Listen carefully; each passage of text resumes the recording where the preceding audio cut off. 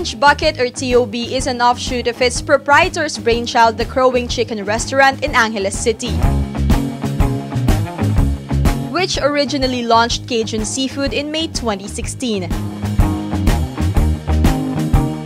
Its signature bestseller, the Cajun Seafood, particularly the seafood in a bucket, was then brought to the heart of the culinary capital of the Philippines, the city of San Fernando, Pampanga, its newfound home on October 8, 2016. To date, TOB is undeniably one of the best seafood restaurants in the countryside, having won various awards such as Most Outstanding Exquisitely Flavored Seafood Cuisine Restaurant, Star Brand Seafood Restaurant by the Philippine Social Media Awards, and Best Seafood Restaurant in Pampanga by the Golden Globe Annual Awards for Business Excellence. TOB has also helped over 100 young beneficiaries and administrators from Duyan ni Maria Children's Home in Mabalacat City and Children's Joy Foundation Incorporated in San Fernando. The owner of TOB, Mia Cabalya, said that it is their mission to regularly support the programs that will help bring hope and happiness to those who need it the most.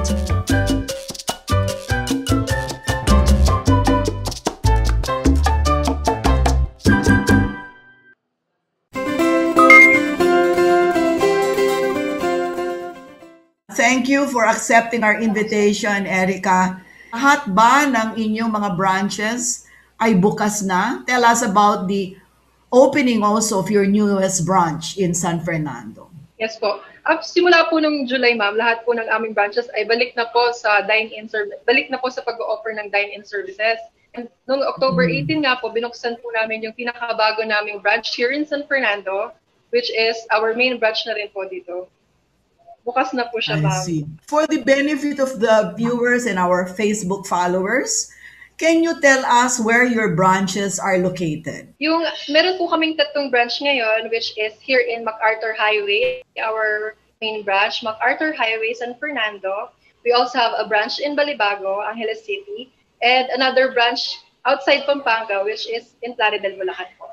I understand that last week, you transferred to another location in San Fernando. Tell us about your new location and how many people can be accommodated in your restaurant. Yes po. Ang kagandahan po namin dito sa bagong branch is mas malaki po talaga siya sa dati naming branch, which is kung before po pwede kaming makapag-accommodate ng 80 packs, ngayon po 150 ang full capacity po nitong new branch. Pero dahil nga po nasa new normal na tayo, ang maximum na po is 50 packs po para po ma-maintain pa din yung social distancing ng ating mga diners.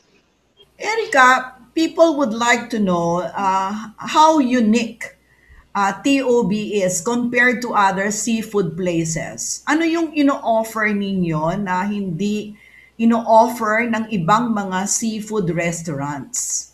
Ang nasabi ko po na yung food talaga, yun talaga yung pinaka-binabalik-balikan ng tao dito sa aming store, ma'am. Kasi po kami yung kauna-unahan na nag-open talaga na, kami yung pioneer po na nag-offer ng Cajun Seafood in a Bucket, yung Cajun po namin. And then yung loyalty po talaga ng customers namin, simula nung nag-open kami noong 2016, hanggang ngayon, customers pa din po, loyal, marami pa din po kaming loyal customers na bumabalik-balik dahil po dun sa specialty namin. And of course, customer service na din, makasingit ko na din. Oo, syempre, yung customer service.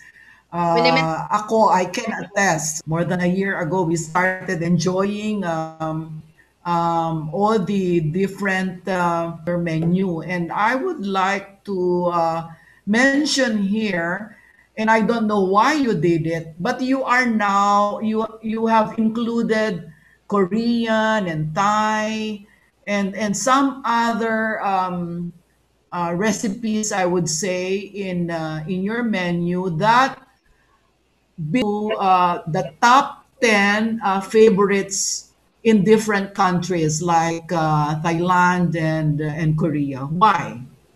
Yun nga po, yung mismong cuisine po namin is actually Asian fusion cuisine. So, yung nagpuput po kami ng modern twist sa mga Asian cuisine. Actually, yung mga chefs po namin, pinadala pa talaga namin sa Japan and Thailand para po ma-master yung pinaka-specialty po ng bansa po na yon para madala namin dito sa mga diners for Pampanga and all over the region. Mas marami ba yung customer ninyo dahil dito sa fusion na ito? Yes po, of course, very well received po yung aming mga Asian fusion specialties. Actually, dahil nga po sa dami ng customers na naghahanap pa ng more offerings, naisip po namin na mag-introduce pa ng dagdag po na specialties like yung sa Korean. Meron po kami existing, pero dahil po ma-serve namin yung, or ma-satisfy namin yung palette ng aming mga diners, mag-o-offer pa po kami ng more Korean dishes. Meron pong plan yung company namin na ipadala yung aming mga chefs sa Korea, pero dahil po sa pandemic, nag-train na lang po sila ng 8 days with an expert Korean chef dito po sa Pilipinas. I would say that your fusion is really something. It's something to look forward to. And I must congratulate you for doing such a good job. Erica, can you tell us about your menu and the packages that you offer? Yes, but currently we have a very well-appointed menu that consists of Cajun offerings and Asian fusion specialties, as what I mentioned earlier. But what stands out po sa aming menu is every month po, meron po kaming nilo-launch na promos, bundle promos po, where customers can purchase po the seafood bucket along with other meals na mas mura po nilang maa-avail. Nakabundle po siya sa other specialties. Meron ng kanin, meron ng rice, meron ng drinks. Tulad for our opening po, nag-offer po kami ng 50% off. And ngayon po, for November, abangan din po ng ating mga customers yung new promo po na i-launch namin. And do you observe safety protocols? Yes po, very strict po kami sa pag-implement ng ating mga safety protocols po. Tulad nga, pagdating po nila sa aming branch, meron po kaming papasign up na sa kanila na sa contact tracing. Meron din po kaming for temperature check. Kailangan din po nilang mag-sanitize ng kanilang hands. Yung sa food bath po, meron po kami.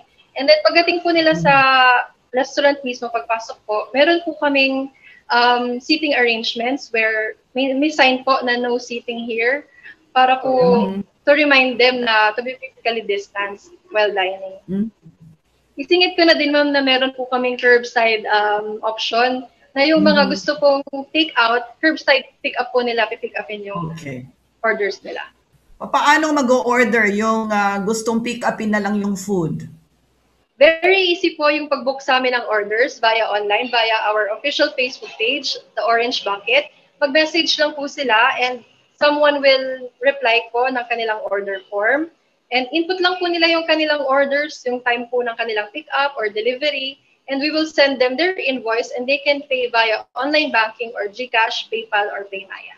They can simply message us from our official Facebook page, The Orange Bucket. And for those who want to dine in, can you give us the addresses? Here, The Orange Bucket is located here in the city of San Fernando, Pampanga, along MacArthur Highway, beside Colegio de Sebastian. For our Balibago branch, we are located beside Max's Balibago, and we also have a branch in Playa del Bulacan. Okay. Have any offering for Christmas, for example? Do you have packages for a group of 5, a group of 10, mga ganon? At yung mga presyo nyo ba ay affordable? Yes po. Po kami ng very affordable promo na nakabundle po. Good for 5 packs, good for 15 packs, and pataas po. Tell us about the function hall. Yes, ma'am. Dito po sa aming newest branch here in the city of San Fernando, meron po kaming function hall which can accommodate up to 50 packs po. They can reserve it for a day, for half a day, and kami na din po yung makikater ng food. Ano po yung chosen specialty nila.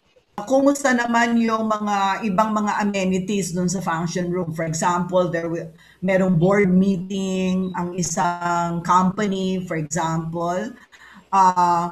Ibang mga kailangan like sound system, kung kailangan ng projector, things like those. Yes, ma'am. For special events, ma'am, ipoprovide po namin yung kanilang mga need. tulad ng mga sound system, LED TV, and of course, pati po yung event styling, pati po yung styling ng mismong event nila. Meron po kaming accredited in-house stylist na pwede po mag-provide ng service kung ano po yung preferred nila, ma'am. Under the new normal, parang merong mga oras yung dine-in. Like merong oras ng pagbubukas, pagkatapos may break, meron din ba kayong ganyan? Currently, ma'am, tuloy-tuloy po kami. Pero shortened hours na din po. Kung before po, 10 a.m. to 11 p.m. po kami. Ngayon po, 10 a.m. to 10 p.m. po kami. I am reading more and more people are dining, and you told us a while ago that even at this hour, you have many clients, you have many customers. I am really sure it's not only because of the food, but because of the customer service.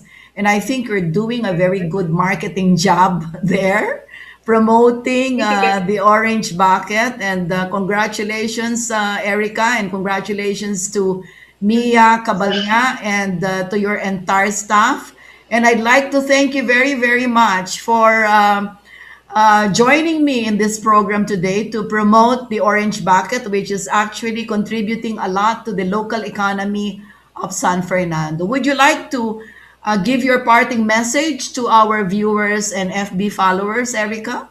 So we'd like to invite valued O Bucketeers to visit us here at our newest branch in the city of San Fernando. We are located along MacArthur Highway, city of San Fernando, Pampanga. We're located just beside Colegio de Sebastian. Thank you and see you soon. Like and follow our official Facebook page at CLTV36 Official and Business Unusual with Sonia P. Soto. I am also inviting everyone to subscribe in our YouTube channel at CLTV36 Official for more business unusual content. Ako po si Sonia P. Soto. Good evening.